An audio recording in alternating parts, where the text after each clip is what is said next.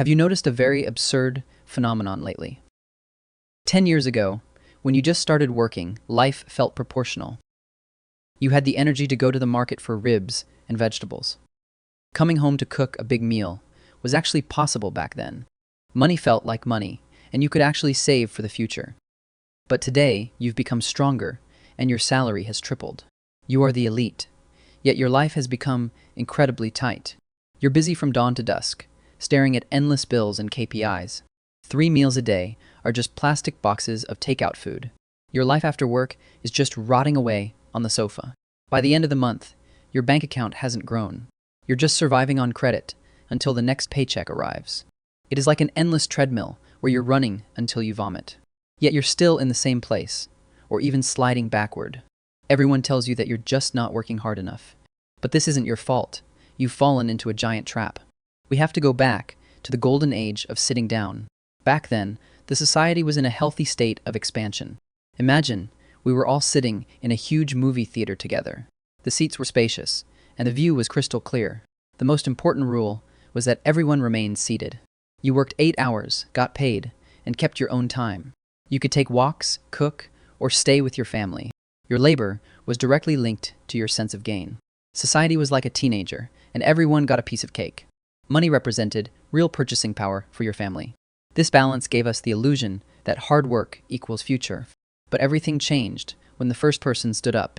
In a limited space, one person wanted to see more clearly. Maybe they just wanted to show off to the projectionist. That first person stood up, and the nightmare finally began. This success was packaged as struggle and wolf culture. They saw more, but they blocked everyone behind them. The second row had to stand, then the third, then the fourth. Now, everyone is standing, sweating, and in total pain. The most absurd thing is, nobody sees any better than before. Everyone is watching the same screen and the same play. But now you pay a huge physical cost just to stand. This is what we now call involution in our daily lives.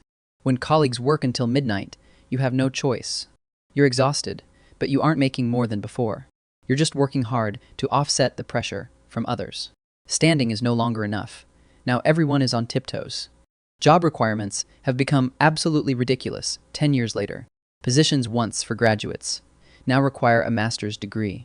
You must constantly get certificates, learn AI, and do side hustles. You're 100 times more tired than 10 years ago. You're standing on stools, or even on your neighbor's shoulders. In economics, this is called time deflation for the masses. An hour of work 10 years ago bought dignity and surplus. Now, that hour buys a cheap meal and a bill. Your hard work doesn't increase your actual purchasing power. It just keeps you from being eliminated from the theater. If you don't stand on your toes, you're gone. Your struggle isn't for a better life. It is just to stay. Your time is becoming worthless because everyone trades life for money. Since everyone is working so hard, where is the value going? Stop looking at the screen and look at the VIP boxes. While you're sweating and counting coupons, they are drinking wine. You earn labor value, which is limited by your physical body. They earn capital gains, which grow through compound interest. They don't need to stand because they own the theater. They own the seats, and they own the water tap. The harder you work, the more the theater system produces. But that value flows into the boxes, not your pockets. Besides the competition, there is an external force draining you. There is a giant tap pouring water into the theater. This is currency expansion, and it is flooding the room. Those near the tap have the biggest buckets for the water. By the time it reaches you, your money has been diluted. Your savings can't keep up with the speed of the tap. Your blood and sweat are being washed away by invisible currents. If you only have labor, you're being robbed even faster. Because you're so tired, you become the perfect consumer. You don't have time to cook, so you pay for delivery. You have no time to rest, so you rot on social media. You buy luxury items just to prove that you're still alive. Capital likes exhausted people because they don't have time to think. You're just a battery, producing and returning the profit. You're trapped in a loop of working to pay off debts. Seeing the truth isn't for despair, it is for your awakening. Stop the low-level diligence that has no real accumulation. In an age where everyone is standing, raw effort is cheap.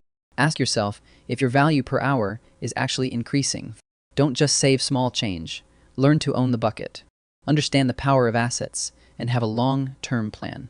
A small skill is better than an extra hour of overtime. Take back your time, and don't let your body depreciate. If a job takes all your time, you are losing your tools. The smartest person isn't the one standing the highest.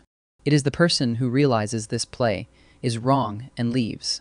We can't change the tap, but we can stop being the cup. Work for yourself and your dignity, not for their system.